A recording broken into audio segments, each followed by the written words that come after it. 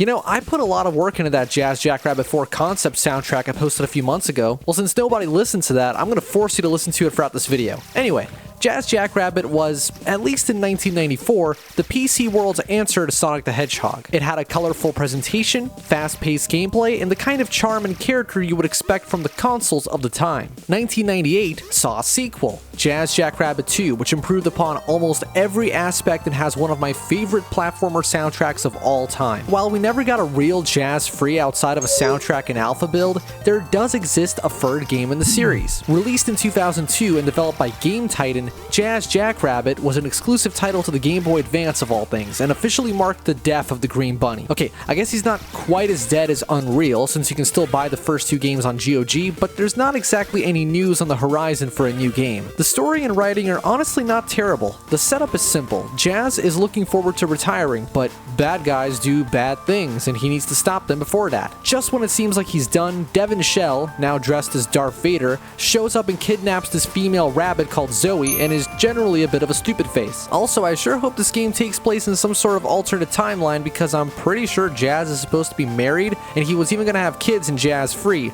Otherwise, his awkward flirting comes off as just a bit wrong. Other than that, the writing has a self-aware tone and can be kind of funny, at least to me. The presentation is also not bad for a GBA game. Jazz is well animated, the levels are diverse enough, and the music has a little bit of that old Alexander Brandon touch to it, even though it was written by a different guy. I don't have any complaints so far, but there's a reason why we never saw a sequel on the DS, for example. To put it briefly, Jazz Jackrabbit GBA is boring. Thing is, on paper, everything good about prior games has been carried over. Jazz can still hover with his ears, he can carry multiple weapons and shoot in multiple directions, and you're even rewarded for your platforming efforts with buckets of cash. Wait, that's actually not everything from the old games. Yeah, I think what makes the game so dull is the changes made to accommodate the platform. The Game Boy Advance was infamous for its small screen, and was most popular with slow-paced top-down games like RPGs for a reason. We've all played enough Mega Man and Bass to know that screen crunch and platforming do not mix. To make up for it, Jazz can't run anymore, and there is very little platforming. As a result, the focus is now on the combat, except the combat is just as shallow as it's always been,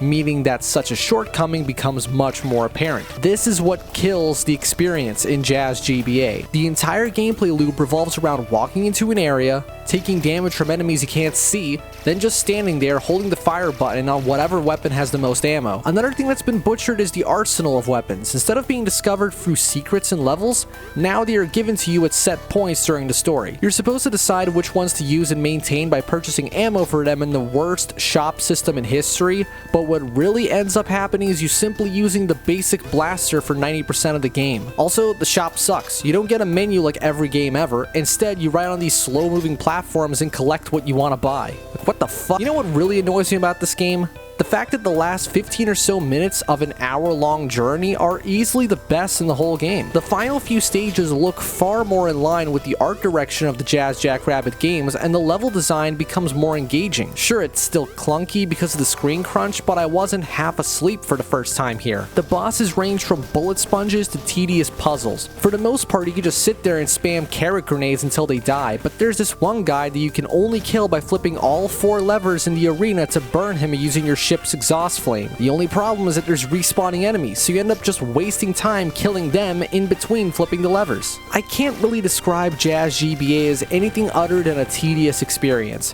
It's not even a terrible game, but I just didn't have any fun with it. The only thing even mildly enjoyable was the writing and music, but that energy and pizzazz that made me adore Jazz 2 specifically is completely absent. The best thing about it is probably its short length, because before I knew it, I was already at the final boss. Don't play this game, you can't even buy it anymore, but it's not even worthy being on my other show, Retro Recommend, because I don't recommend it, obviously. Just go on GOG and play Jazz 2 for a few more hours. Be sure to subscribe and support the show in the description below.